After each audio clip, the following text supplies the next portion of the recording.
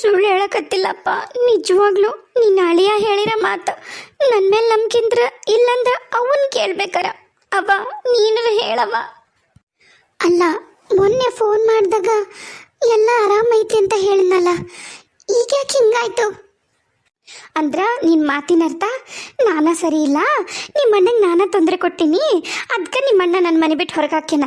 ಹೌದಿಲ್ಲ? ನಿನ್ನ ಅಭಿಪ್ರಾಯ ಇದಾವುದಿಲ್ಲ? ಅಲ್ಲ ಜಾನಕಿ, ನೀನ ಹೇಳ. ನಿನ್ನ ಗಂಡ ಯಾರನ್ನಾರ ಮನೆ ಕರ್ಕೊಂಬಂದು ಇಟ್ಕೊಂಡಿದ್ರ ನಿನಗೇನು ಫೀಲ್ ಆಕಿತ್ತು? ನೀ ಹೇಳ ನೋಡಲ್ಲ. ಸಾಕು, ಬಾಯಿ ಮುಚ್ಚು ಗೌರಿ, ಬಾಯಿ ಮುಚ್ಚು. ನನಗೆ ಗೊತ್ತೈತಿ, ಯಾರ ಆಗಲಿ, ಯಾವೊಬ್ಬ ಗಂಡಸಿಗರ ಆಗಲಿ, ತನ್ನ ಕುಟುಂಬನ ಸರ್ವಸ್ವ ಅಂತ ಅನ್ಕೊಂಡಿರೋ ಗಂಡಸಿಂದ ಮೊದಲ ತನ್ನ ಕುಟುಂಬ ಕಸ್ಕೊಂಡು ಆಮೇಲೆ ನಾನು ನೀನು ಅಷ್ಟು ಜೀವನ ಮಾಡೋಣ ಬಾ ಅಂತಂದ್ರೆ ಆ ಮನುಷ್ಯಾಗ ನೋವಾಗೋದು ಖಂಡಿತ. ಆಮೇಲೆ ನಿನ್ನ ಮೇಲೆ ದ್ವೇಷ ಹುಟ್ಟೋದು ಅದೇನು ಸಹಜ ಐತಿ. ಅಪ್ಪ, ನೀನೇನಪ್ಪ ನನಗೆ ಮೋಸ ಆಗೈತೆ ಅಂತ ಹೇಳಿ ನನಗೆ ನೀ ಸಪೋರ್ಟ್ ಮಾಡ್ತಿ ಅಂತಂದ್ರೆ ನನಗೆ ವಾಪಸ್ ಬೈತಿಯಲ್ಲಪ್ಪ. ನಾ ಏನು ತಪ್ಪು ಮಾಡಿದ್ನಪ್ಪ? ನೀನ ಹೇಳು.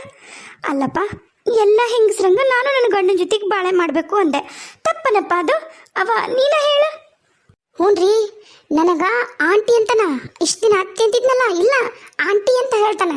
ನಿಮ್ಮ ಮಗಳು ಕರ್ಕೊಂಡು ಹೋಗ್ರಿ, ನಾನು ನಿಮ್ಮ ಮಗಳದ್ದಕ್ಕೆ ಜೊತೆಗೆ ಬಾಳೆ ಮಾಡಕ್ಕೆ ಇಷ್ಟ ಇಲ್ಲ, ನಮ್ಮ ಅಪ್ಪಗೆ ಬೇಕಾದ್ರೆ ನಾ ಹೇಳ್ಕೊತೀನಿ ಅಂತ ಹೇಳಿ ಕಳ್ಸೋಣ.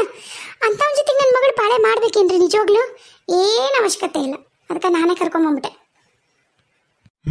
ಭಾಳ ಚಲೋ ಕೆಲಸ ಮಾಡಿ. ಅಂಥ ನಾಲಾಯಕನ ಜೊತೆಗೆ ಬೇಡ, ನನ್ನ ಮಗಳು ಇರೋದು ಬೇಡ. ಭಾಳ ಒಳ್ಳೆ ಕೆಲಸ ಮಾಡಿದ್ವಿ. ಈಗ ಮುಂದೆ ಏನು ಮಾಡ್ಬೇಕಂತ ಮಾಡಿ. ಇನ್ನೇನು, ಆತನ ತಂಗಿಗಳಲ್ಲ ಮನ್ಯಾಗ, ಈಗಿನ್ನ ಅಲ್ಲ ಅವ್ರ ತವ್ರ ಮನೆಗೆ ಹೋಗಿ ಕುಂದಿರ್ಸಿದ್ರ ಆತಗೆ ಬುದ್ಧಿ ಬರುತ್ತಾ? ಅಂದ್ರೆ ಬುದ್ಧಿ ಬರೋದು, ಇಲ್ಲ ಅಂದ್ರೆ ಬುದ್ಧಿ ಬರಲ್ಲ. ಆತಗ ಅಡ್ಡಾಡ್ತಿರ್ಬೇಕು ತಂಗಿ ಅದಕ್ಕೆ ಕಣ್ಣು ಮುಂದೆ, ಅಂದ್ರ ತಾನೇನು ತಪ್ಪು ಮಾಡಿ ನನಗೆ ಗೊತ್ತಾಗತ್ತ. ಅಲ್ಲವಾ, ಆಕಿ ಗಂಡನ ಜೊತೆ ಜಗಳ ಮಾಡ್ಕೊಂಬಂದು ಇಲ್ಲಿಗೆ ಬಂದ್ರೆ ನಾನು ಯಾಕೆ ನನ್ನ ಹೆಂಡ್ತಿನ ಕಳಿಸ್ಬೇಕು? ನಾನು ನನ್ನ ಹೆಂಡತಿ ಚಲೋನಾದಿವಲ್ಲ, ನಾನು ಯಾಕೆ ನನ್ನ ಹೆಂಡತಿ ಕಳಿಸ್ಲಿ? ಇಲ್ಲಿಲ್ಲ, ನಾನು ನನ್ನ ಹೆಂಡತಿ ಕಳಿಸಲ್ಲ. ಹೌದ್ರಿ ಅತ್ತಿಯರ, ಇದೆಯಾ ನ್ಯಾಯ ರೀ? ನೀ ಸುಮ್ನಿರಾ, ನೀ ಬಾಯಿ ಮುಚ್ಕೊಂಡು ಸುಮ್ಮನಿದ್ ಬಿಡು. ಇಷ್ಟೆಲ್ಲ ಆಗಕತ್ತಿರೋದು ನೀನು ನಿಮ್ಮ ಅಣ್ಣನಿಂದನ. ನಿಮ್ಮಣ್ಣ ಬೇರೆ ಹೆಂಗಸರ್ ಸವಸ ಮಾಡಲಿಲ್ಲ ಅಂದಿದ್ರ ಇಷ್ಟೆಲ್ಲ ಆಗ್ತಿರ್ಲಿಲ್ಲ. ಅದು ನಿನಗೂ ಅರ್ಥ ಆಗ್ಲಿ, ಹೋಗಿ ಹೇಳಿ ನಿಮ್ಮ ಅಣ್ಣಗ. ಹೌದವ್ವ ಜಾನಕಿ, ನಿಮ್ಮ ಮತ್ತೆ ಹೇಳಕತ್ತಿರೋದು ಕರೆಕ್ಟ್. ನಿಮ್ಮ ಮತ್ತೆ ಹೇಳಿದ ಕರೆಕ್ಟ್. ತೊಗೊಳವ, ನೀನು ಎಲ್ಲ ಲಗೇಜ್ ತಗೋ, ನೀ ನಡಿ ನಿಮ್ಮ ಅಣ್ಣನ ಮನೆಗೆ, ನಡಿ ತವ್ರ ಮನೆಗೆ. ಮಾವ, ನೀವು ಇನ್ನು ಮ್ಯಾಗ ನಾನಂತರೂ ಯಾರ ವಿಷಯದಾಗೂ ಎದ್ರಕ್ಕೂ ತಲೆ ಹಾಕಲ್ಲ. ಯಾಕಂದ್ರೆ ನನ್ನ ಕುಟುಂಬ ಚಲೋ ಇರಲಿ ಅಂತ ನಾನು ಎಲ್ಲರಿಗೂ ಒಳ್ಳೇದು ಮಾಡ್ಕೊಂಡು ಬಂದೆ. ಯಾರಿಗೂ ಅದ್ರದ್ದು ಪರಿಜ್ಞಾನವೂ ಇಲ್ಲ, ಅದ್ರ ಪರ್ವಾನೂ ಇಲ್ಲ. ಅವ್ರ ಪಾಡಿಗೆ ಅವ್ರು ಅದಾರ, ಅವ್ರದ್ದು ನಡಿಬೇಕು ಅನ್ನೋದ್ರಾಗ ಅದಾರ. ಯಾರ್ಯಾರಿಗೆ ಏನೇನು ಬೇಕು ಅವ್ರವ್ರು ಅದನ್ನು ನಡೆಸ್ರಿ ಅಷ್ಟೆ. ನೋಡಪ್ಪ ಕಿರಣ, ನೀನು ಹೆಂಡತಿ ನಿಂಗೆ ನೋಡ್ಬೇಕು ಅನ್ಸಿದ್ರ ನೀ ಹೋಗಿ ನಿನ್ನ ಹೆಂಡತಿನ ನೋಡ್ಕೊಂಬ ಅಷ್ಟೆ.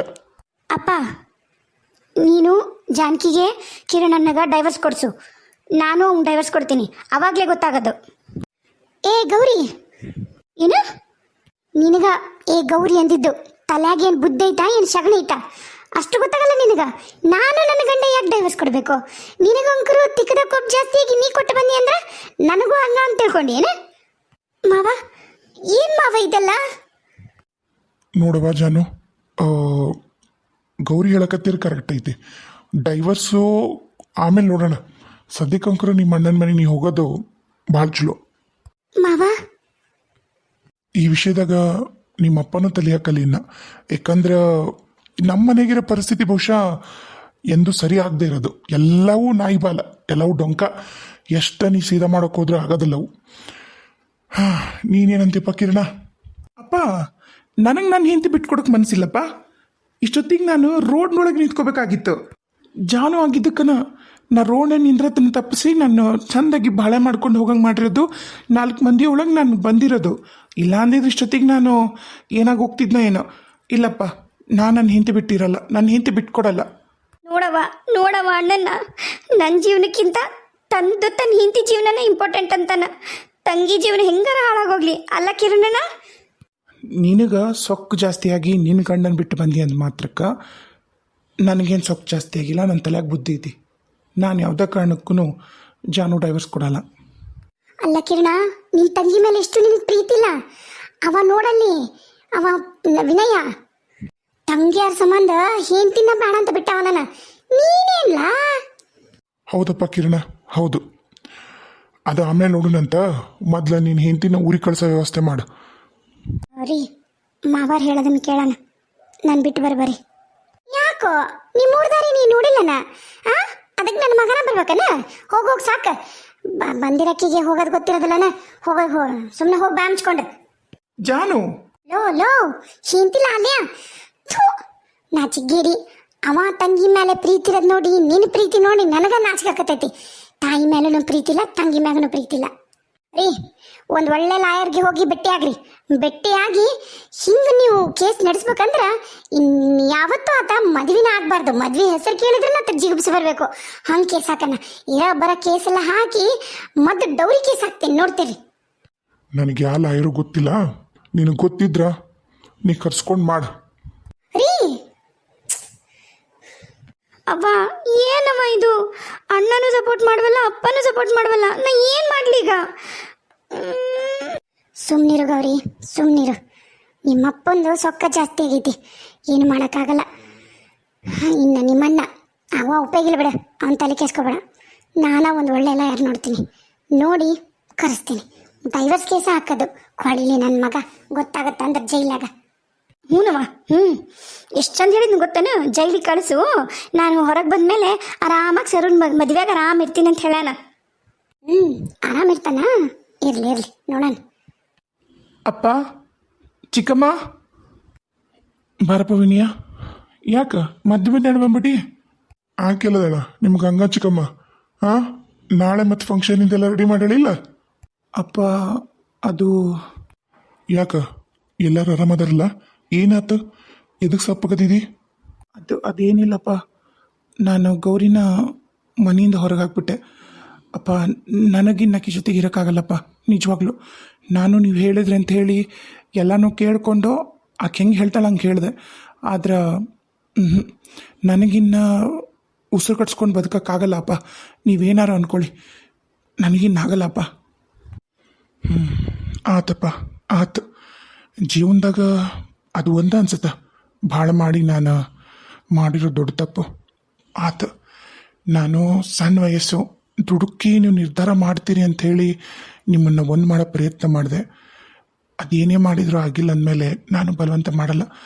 ನಂಗೆ ಗೊತ್ತೈತಪ್ಪ, ಬಲವಂತವಾಗಿ ಯಾರ ಮನಸ್ಸಿನಾಗೂ ಒಂದು ಹನಿ ಪ್ರೀತಿನೂ ನಾವು ಸೃಷ್ಟಿ ಮಾಡೋಕ್ಕಾಗಲ್ಲ. ಅದು ನನಗೂ ಗೊತ್ತೈತಿ. ಆಯಿತು, ನೀನಿಷ್ಟ ನೋಡು. ಮುಂದೆ ನೀ ಏನು ಮಾಡ್ಬೇಕಂತಿದ್ದಿ ನಿಂಗೆ ಬಿಟ್ಟಿದ್ದು. ಅಂದ್ರೀಗ ಹೋಗ್ಯಾಳನ ಗೌರಿ ಮನೆಯಾಗಿಲ್ಲ, ಹೋಗಿ ಊರ್ವರೆಗಾರ ಬಿಟ್ಟು ಬರಬೇಕಿತ್ತು. ಅಪ್ಪ, ಅತ್ತಿಯರು ಬಂದಿದ್ದರು. ಅವ್ರು ಬಂದ ಮೇಲೇ ಇಲ್ಲ ಇಷ್ಟೆಲ್ಲ ರಗಳೆ ಆಗಿದ್ದು. ಅವ್ರು ಬರಲಿಲ್ಲ ಅಂದಿದ್ರೆ ಬಹುಶಃ ಎಲ್ಲ ಚೆನ್ನಾಗಿರ್ತಿತ್ತಪ್ಪ. ಸರು ಮತ್ತು ಗಂಗಾ ಚಿಕ್ಕಮ್ಮ ಆಕೆಗೆ ಒಳ್ಳೆ ಬುದ್ಧಿನ ಕಲಿಸಿದ್ರು. ಆಕೆ ಖರೇನ ನನ್ನ ಕಾಳಜಿ ಮಾಡಕ್ತಿದ್ಲಪ್ಪ. ಇನ್ನೊಂದು ಸ್ವಲ್ಪ ದಿನ ಅತ್ತಿಯರು ಬರ್ದಂಗೆ ಇದ್ದಿದ್ದಿದ್ರೆ ಎಲ್ಲ ಸರಿ ಹೋಗಿರ್ತಿತ್ತು. ಅತ್ತಿಯರು ಬಂದರು, ಎಲ್ಲ ಹಾಳು ಮಾಡಿ ಗೌರಿನ ಕರ್ಕೊಂಡು ಹೋದರು. ನನಗೂ ಮೀರ್ತಪ್ಪ. ಅಪ್ಪ, ಬದುಕು ಭಾಳ ಸಾಣದಪ್ಪ. ಎಷ್ಟಂತ ಅಡ್ಜಸ್ಟ್ ಮಾಡ್ಕೊಂಡು ಬದುಕಲಿ ನೀವೇ ಹೇಳ್ರಿ. ಹೇಳೋಕ್ಕಾಗಲ್ಲ. ಆ ಪಾಪ ನೋಡ್ರಿ, ಆ ರಾಕೇಶ್ ಪೂಜಾರ್ ಪಾಪ ಎಂಥ ಒಳ್ಳೆ ನಟ ಅಪ್ಪ. ಅವನು 33 ವರ್ಷ ಅಪ್ಪ. ರಾತ್ರಿ ಇದ್ದವ ಬೆಳಗ್ಗೆ ಮುಂಜಾನೆ ಇಲ್ಲಪ್ಪ, 3 ಗಂಟೆಗೆ ತೀರ್ಕೊಂಡ ಅಂದ್ರೆ ಯಾರ ಜೀವನದಾಗ ಯಾವಾಗ ಏನಾಗುತ್ತಂತ ಹೇಳೋಕ್ಕಾಗಲ್ಲಪ್ಪ. ಅದಕ್ಕಪ್ಪ ಇರೋಷ್ಟು ದಿನ ಸಂತೋಷವಾಗಿರಬೇಕು. ಆ ಥರ ನೆಗೆಟಿವ್ ಪೀಪಲ್ ಸುತ್ತ ಇದ್ರೆ ಖರೇನಪ್ಪ ಬದುಕೋಕ್ಕಾಗಲ್ಲ ಆರಾಮಾಗಿ. ಅದಕ್ಕೆ ಇದು ನಿರ್ಧಾರ ಮಾಡೀನಿ. ಇನ್ನು ನಿಮ್ಗೆ ಅವ್ರಿವ್ರು ಫೋನ್ ಮಾಡಿ ಹೇಳೋಕ್ಕಿಂತ ಮುಂಚೆ ನಾನೇ ಬಂದು ಹೇಳೋಣ ಅಂಥೇಳಿ ವಿಷಯ ಹೇಳಕತ್ತೀನಿ. ಅಲ್ಲೋ ವಿನಯ, ಒಂದು ಸ್ವಲ್ಪ ಟೈಮ್ ಕೊಟ್ಟು ನೋಡ್ಬೇಕಿಲ್ಲ ಪಾಪ ಆಕಿಗೆ. ಆಕಿ ಸಾವುಕಾರನ ಮನೆಗೆ ಬೆಳೆದಾಕಿ, ಆಕಿ ಕಷ್ಟ ಅಂದ್ರೆ ಅಂತ ಗೊತ್ತಿರಲಿಲ್ಲ. ಇನ್ನೊಂಚೂರು ಟೈಮ್ ಕೊಟ್ಟಿದ್ರೆ ಚಲೋ ಇತ್ತಪ್ಪ ಆಕಿಗೆ. ಚಿಕ್ಕಮ್ಮ, ನಾ ಕೊಟ್ಟಿಲ್ಲ ಅಂತೀರೇನ್ರಿ? ಮದುವೆಗೆ ಎಷ್ಟು ವರ್ಷ ಚಿಕ್ಕಮ್ಮ? ಆಕೆ ಇನ್ನು ಆಯಿತು, ಸಣ್ಣ ಕೂಸು ಆಡ್ದಂಗೆ ಆಡಿದ್ರೆ ಅದಕ್ಕೊಂದು ಬೆಲೆನಾರು ಇರುತ್ತೆ. ಇದು ಹೇಳಿಕೆ ಮಾತು ಕೇಳ್ತಾಳೆ, ಅವ್ರ ಅವನ ಮಾತು. ತನಗೊಂದು ಸ್ವಂತ ಬುದ್ಧಿಲ್ಲ. ಬೇರೆಯವ್ರು ಹೆಂಗೆ ಜೀವನ ಮಾಡ್ತಾರೆ ಅದೇ ತನ್ನ ಜೀವನ ಅಂದ್ಕೊಂಡಾಳ ಚಿಕ್ಕಮ್ಮ. ಆಗುತ್ತೆ ಇಲ್ಲ ಚಿಕ್ಕಮ್ಮ, ನನಗೆ ಮೈಂಡು ಪೀಸ್ ಇಲ್ಲ, ಕೆಲಸದ ಕಡೆ ಇಂಟ್ರೆಸ್ಟ್ ಇಲ್ಲ, ಜೀವನದ ಬಗ್ಗೆ ಆಸಕ್ತಿ ಇಲ್ಲ. ಈ ಥರ ಇದ್ರೆ ಬದುಕಬೇಕಂತಲೇ ಅನ್ಸಲ್ಲ ಚಿಕ್ಕಮ್ಮ, ಅರ್ಥ ಮಾಡ್ಕೊಳ್ರಿ. ಪಾರ್ವತಿ, ಅವ ಹೇಳಕತ್ತಿರೋದು ನಿಜ. ಬಿಟ್ಬಿಡು, ನಾನು ಏನು ಬಲವಂತ ಮಾಡಲ್ಲ ಇನ್ನು. ಅದಕ್ಕಪ್ಪ ಅದಕ್ಕೆ ಬರ್ರಿ ನಾವೆಲ್ಲರೂ ಅಲ್ಲೇ ಒಟ್ಟಿಗೆ ಇರೋಣ. ಇನ್ಮೇಲೆ ನೀವು ಗೆಸ್ಟ್ ಹೌಸಲ್ಲಿ ಇರೋದು ಬೇಡ. ನಂಗೆ ನಿಮ್ಮನ್ನೆಲ್ಲ ಬಿಟ್ಟಿರೋಕ್ಕಾಗ್ತಿಲ್ಲ. ಅದು ಒಂದು ದೊಡ್ಡ ಹಿಂಸೆ ಆಗೈತೆ ನಂಗೆ. ಬಂದ್ಬಿಡ್ರಪ್ಪ, ನೀನು ಚಿಕ್ಕಮ್ಮ ಗಂಗಾ ಚಿಕ್ಕಮ್ಮ ಎಲ್ಲರೂ ಬಂದ್ಬಿಡ್ರಿ. ಆತಪ್ಪ ಆತು, ನಿನ್ನಿಷ್ಟನ ನನ್ನ ಇಷ್ಟ. ಹಂಗೆ ಮಾಡೋಣ ತಗೋ. ನಡಿ, ಈಗ ಫಂಕ್ಷನ್ನಿಂದೆಲ್ಲ ತಲೆ ಕೆಡಿಸ್ಕೊಳ್ಳೋಣ.